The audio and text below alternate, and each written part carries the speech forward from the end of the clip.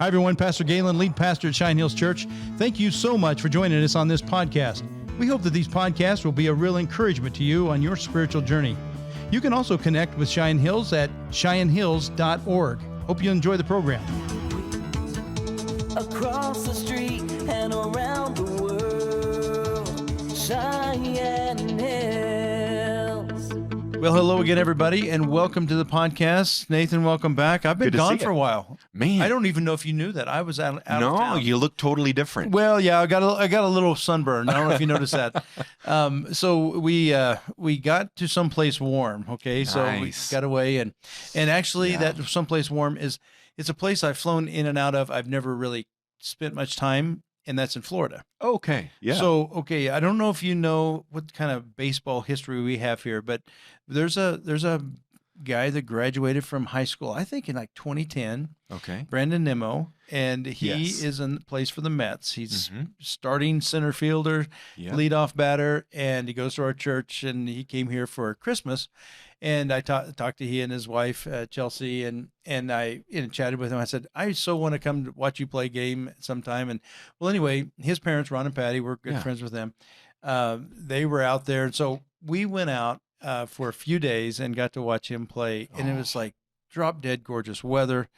74 to 82, somewhere in there, the evening games. But anyway, it was just awesome. Well, so one of the things that happened while I was there is we were sitting around and Brandon calls his dad, and he had the Mets on the other line, or on hold, or on who knows what, I don't know. But he was consulting his dad about they're in the contracts disputes. Oh, okay. And I don't know if you know how this works. It's arbitration. You've probably heard the name. I've only heard about it. So I'll give you the overview, since you didn't ask, but I'm going to give you everything that I know, because I've been a baseball guy forever. Yeah. And I've never really understood all this stuff. I just never dug into it. But so the first 3 years of a pro baseball player's career, when they hit the majors, they get the league minimum, whatever that is. I think let's just call it $500,000. It's about that much. Okay. And they get the league minimum for 3 years. And then after that, they can go into arbitration. And so basically, the way I understand it, each year they can say, okay, their agent will say, we think this athlete's worth this much. And then the organization will say, no, we think this athlete's worth this much. Yeah. And if you can't come together, then it goes to an arbiter. And the arbiter picks one or the other.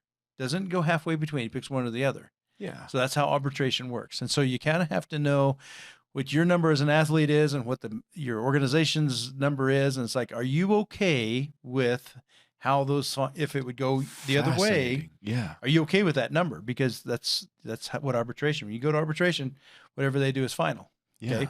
So they got 3 years of that. And then after that 6th year of total of 6 years of baseball, then they can go be a free agent, which means as you go out, and you basically say, okay, I'm going to go shop around and see if anybody thinks I'm super valuable to their team. Right. All right.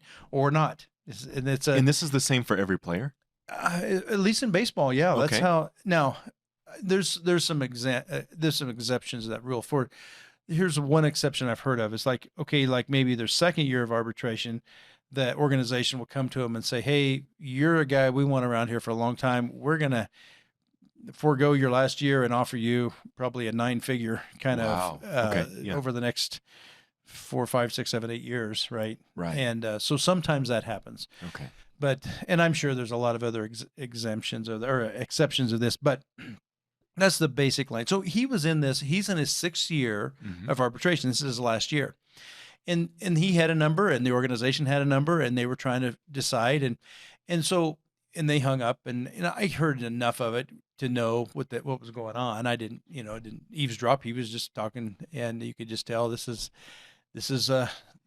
how this world works. Right. So a couple of observations. First of all, these guys negotiate on a really high level with really big numbers, right?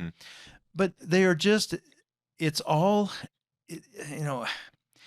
the value is really found not so much in the amount. It's about, so for example, from 1 year to the next in arbitration, you can only go up a certain amount. And so if they go to the top part of that certain amount, then I'm pretty valuable to them.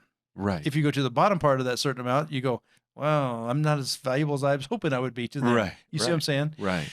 And so hold that thought, because I prayed with his parents, and I prayed a prayer that I pray with everybody in different difficult situations. For example, if someone is dealing with a jury or a judgment or something, instead of praying that God that they win or they lose, I don't. Right. I pray this prayer, and I'm going to read this. Yeah. And I'll give us a little bit more context. It's Psalm 16, verse 6, and it says, David says this. The Lord is my chosen portion and my cup. This is actually verse 5. The Lord is my chosen portion and my cup. You hold my lot. The lines have fallen for me in pleasant places. Indeed, I have a beautiful inheritance. I use this all the time. And what was so cool is that morning, someone texted me from our church, and he didn't know I was out of town. He goes, "Hey, Galen, can I meet?" And I said, "Oh, I'm sorry, I'm out of town." And he said, "Well, I've got a big situation coming up, and I really just be praying for us, because this is a big kind of a litigation kind of thing that he's dealing with here at home."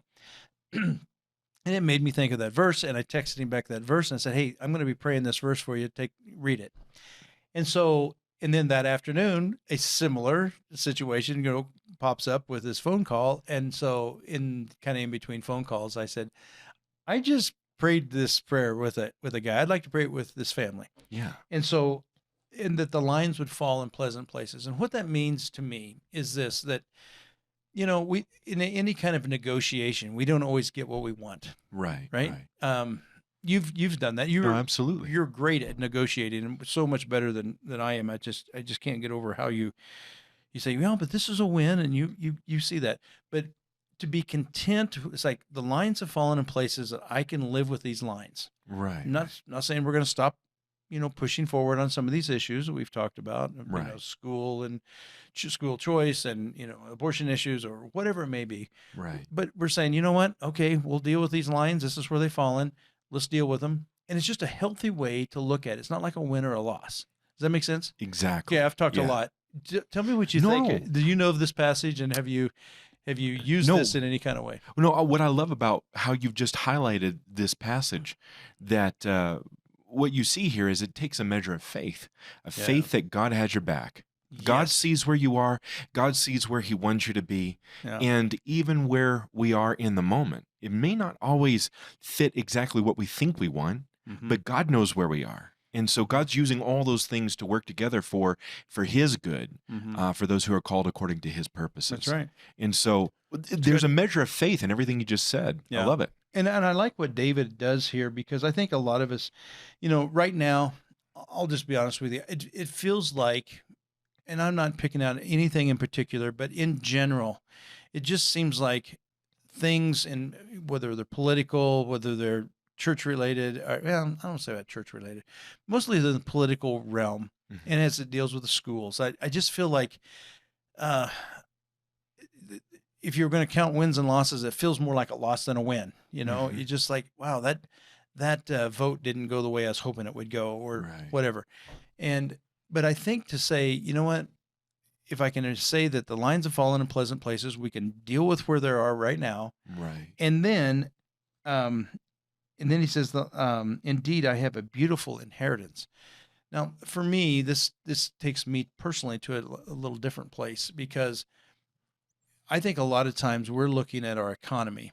And we're, you look down the road, and if you have the answer to all these economic questions, I would love for you to weigh in. Wow. But what's inflation going to do? What's the interest rates going to do? What's the dollar going to do? I mean, there's a lot of questions out there as leaders of small businesses, leaders of big businesses, leaders of churches. We're all looking at this going, this is going to impact exactly our world today. And for us to be able to say, okay, God, the lines have fallen in pleasant places. I can deal with the lines, whatever they are, because I know by faith you're going to help me. But whatever it is, my inheritance is in him. I have a beautiful inheritance. And then he says, the Lord is my chosen portion and my cup. And I think when we get frustrated, in life is when maybe you're looking at your 401k, or you're looking at your investments, and it's like, wow, my retirement is dwindling and I won't be able to do this. It's all about me, so to speak. And it's like, you know what? It's really God's supposed to be my portion. My investments aren't supposed to be my portion. Good. Does that make sense? That's right. And if you can look at this, it's like, you know what? Here's what the lines are. They've fallen in pleasant places. It's not perfect. It's not what I hope for, wish for, whatever, but they're pleasant. I think it's a healthy place to fall. Right. When it comes to a lot of different issues, whether you're dealing with big numbers or small numbers, I think it has a impact in lots of ways. What I find intriguing is how we have to be reminded of this over and over again. I know. So I believe the very first sermon I ever heard you preach was in a Man Up series, probably now about 5 or 6 years ago. Okay. And I think you were interviewing Brandon Nimmo. Oh. That it was on a first Sunday of the year, and I was snowed in here. And so, had you know Brandon I've before? I've not met him to this day. Okay. I can arrange that next time he's in town. I'd love to see it. That'd be great. I walked in and sat down, and I actually had invited a couple of friends to come because we were all snowed out of driving back home during a legislative session. Oh, gotcha. Right. And listen to him talk. And I remember the topic of that particular conversation was that he had been just called up from the lower leagues and all that, just waiting for his opportunity. Right. But how it took faith at the very first round. Yeah, right. Of his career. And the thing that I find interesting is it still takes faith at this point in his career. Yeah. And the same thing is true for every Christian. Yeah. That the faith that saved you is the faith that sustains you. Oh, that's really good. No matter where you are, God is still working, and it still requires that exercise of faith that he knows where you are, that he's working his way in your life. And that we are trusting in him and not right. in not our bank account or in our whatever it may be. Right. It's like we started off this journey trusting completely in him. Yeah. Don't go off somewhere else. That's really good. And just to finish this up, I will tell you, I remember that interview, and he was just totally surrendered. He said, God, if this is not to be, then so be it. I'll be. He still has that attitude. That's good. Even though now he's the leadoff hitter. He's in the starting lineup. He doesn't take anything for granted. Mm-hmm. And he knows he has to win his spot, I think, every day. I think it's kind of how baseball players live. Yeah. But he also, I still see him with that kind of childlike faith of just saying, you know what, I'm just so appreciated I'm here. I've got to pinch myself. You know, he just has this appreciation of being there and of the game and everything. And he just, that attitude, I think, is really, I think it keeps him going, because I've heard of other guys that they get inside of their head and they, have super athletic ability, but they just can't get past some of the pressure, basically. In golf, they call it the yips. Yeah, that's good. But you're right. It's something in your head. But this when we talk about faith in a spiritual sense, your story, for instance, is instructive to me. So I'm going to pose this as a question, but remind you of what you've already told me. So when you were just a young man, first getting involved in ministry, God met you in a very special way, and you responded in faith. Being called into ministry and eventually going to Dallas and all those different things. Have you found that that in your spiritual walk today, that there are times where things start going well? I know this has happened in my own life. Mm-hmm. Things start going well, and I stop thinking in the same way that I once thought in the past. Oh, I got you for sure. Oh, then God will do something to remind you, no. Yeah. Listen, you've got to rely on me. It's always a walk of faith. It is. And then, I've for sure had those. You kind of feel like, okay, here's the break, and here's the place where I don't have to trust God for every crumb of bread. You just feel like you're just trusting God for every little inch. And now I got some breathing room, and I can just, and then what happens there, it's nice to have those, but their complacency can sit in. Exactly. Your own, your resume starts setting in. It's like, wow, I kind of, those things can set in. But what I've noticed, at least in my career, I can't tell you how many times I've had to be totally trust God. I just preached about this last weekend, but and I didn't talk about my story. I was talking about Abraham and how he just totally trusted God. Right. He didn't always have that trust, right? Exactly. He kind of said with Sarah, it's like, hey, let's just say you're my sister. Right. I mean, he didn't have this but then when it comes to God coming to him when Isaac is 12 years old or so, he says, take your son, your only son, sacrifice him. The next morning, the next verse says, and Abraham got up the next morning and he went. Amen. It's like, wow, who is this guy? Right. So, but here's my point. I can't tell you how many times in my career I felt like, okay, I'm pushing all my chips in the center of the table, and it's, Lord, if you don't come through, this isn't going to happen. And I always kind of wished I could just put a few chips out, but it's like, it just seems like some of the situations that come up, are you feel like, okay, this really could, all my chips are in the middle of the table. I'm totally trusting on God. And those things keep me for sure grounded and humble. And it's like, oh man, don't ever rest on your laurels, because there could be a big test here and you're going to have to be tested with everything you got.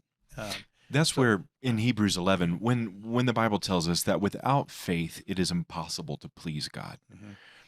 Faith is difficult, at least in my life. I'll have to admit, I was naturally born a skeptic, I think, it's part of my DNA. And yet at the same time, I recognize the challenge of that verse. It is impossible to please the one who died for me, the one whom I'm giving everything I have in my life to. It's impossible to please him unless there truly is an exercise of faith. And that's why I think God always leads his children out into those places where it's the opportunity. It's the challenge, but it's the opportunity to exercise faith. It's absolutely right.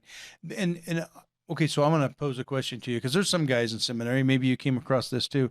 I mean, they wouldn't buy insurance. They wouldn't invest in, I don't know, they opted out of Social Security. They did whatever, because it's like, you know what? I'm living by faith. I'm not doing anything.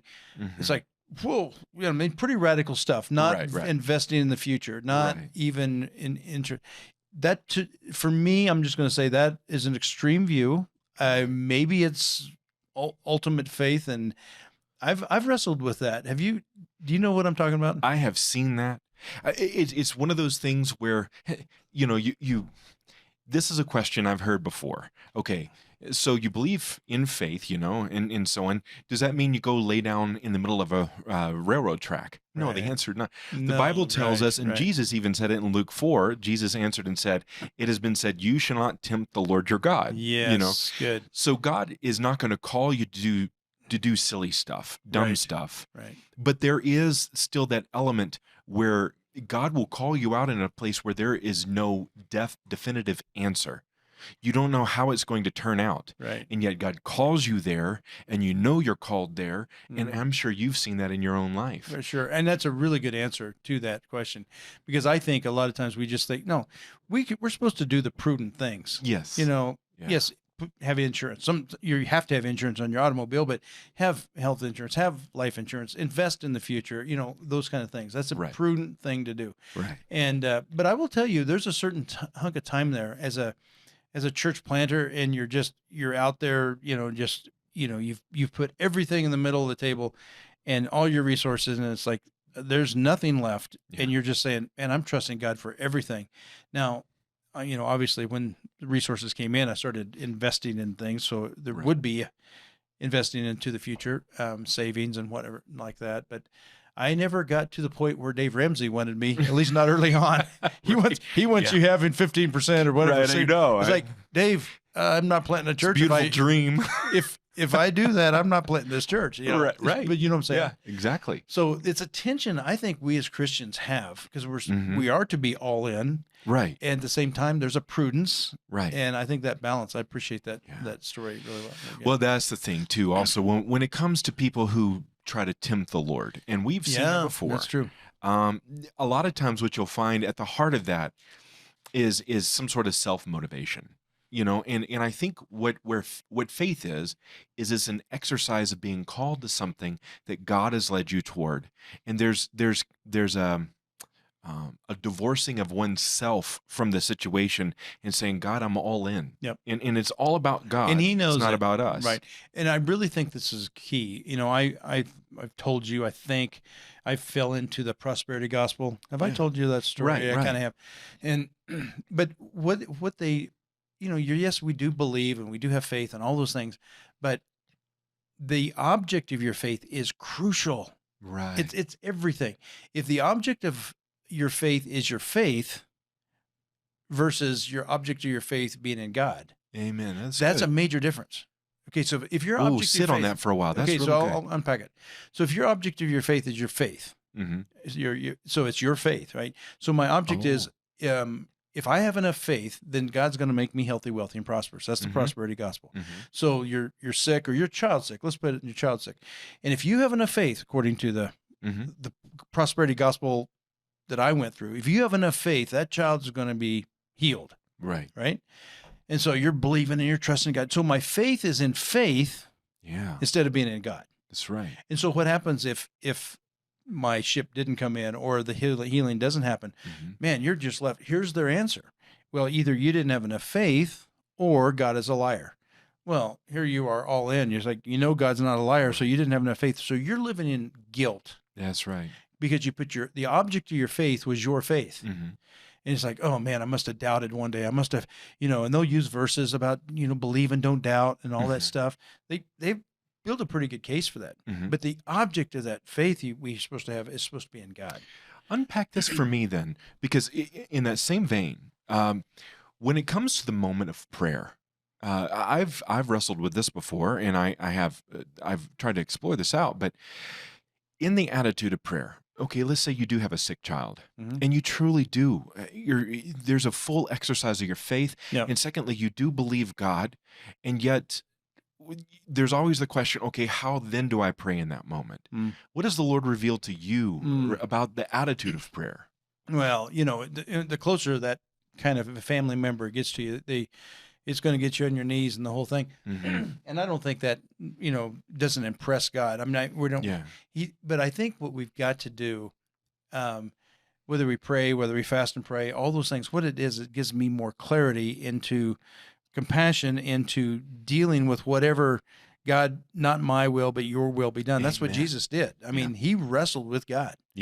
Right? But it's not his will. But his Father's will be done. And when you get to that place in your wrestling where you said, Lord, this child is in your hands, I beg you to heal him. Everything in me wants you to heal him on this side of glory. But if you heal him on the other side of glory, I know that's in your hands, God, not mine. And then help me to deal with whatever happens. That's a different way to pray. But it's a way to pray. It's like, okay, God, it's on you, and it's not on my faith. Right. There's no way we're built to deal with that kind of pressure or guilt. Right. And that's my beef with prosperity gospels. So you got my beef again. But anyway, no, that's good. It's good because that same verse is one that has come to my life in moments of prayer like that as well. Not my will, but thine be done. And at the same time, just as Jesus prayed in the garden as well, he's, Lord, if it be your will, let this cup pass from me. I don't like the circumstance I'm in. But at the end of the day, what we have to come to is, in essence, true faith. That is, that God knows where we are. God knows what he is working through our circumstance. And that what is not only for our good, but also for the good of his kingdom. Right. And he is a sovereign God, that those things are going to come through the circumstance that we're in. And C.S. Lewis is the one that reminds us of this. God doesn't call us to a life of comfort. God calls us to a life of service. And so there are many people today that believe that God's goodness is whenever they're living in a comfortable circumstance. That is not a biblical definition. And so God is good regardless of the circumstance we find ourselves in. And that goes back, and we can land on that, because I think that's going back to saying, God, where the lines have fallen, even though it's not optimal and maybe it's even uncomfortable. But I just want you to know, Lord, these lines have fallen in places that in pleasant places. They're places that I can deal with, and I know you're here, and I know you're my inheritance. I want to read this last little bit. It says, I've set the Lord always before me, because he is at my right hand. I shall not be shaken. Amen. I just like, here's David in the midst of, the pressures that he has as a king, and in the whole thing that so many times he's, pressed from every side. And he says, Lord, you are my portion. Amen. And since God is his portion, these lines, no matter really where they fall, Amen. They're in pleasant places. Mm-hmm. I've got to end this with, since I started off with Brandon, we had dinner with him one night. It was after all the things had settled. And I was able to tell him that this is a verse that I use all the time, mm-hmm. and how I used it. And I prayed this for him. And it was just cool to see. He just beamed, and he just said, he resonated with this passage, and the lines had fallen in pleasant places for him, and it was this. But I don't care where the lines would fall. Knowing Brandon, they would have been pleasant places. Right. That he just has that. Right. He models that, and it's Cheyenne could be very proud of this young man. So I know I was, and it was fun to be a part of him. And I got a little sunburn in the process, and got to see 2 baseball games. So it was fun.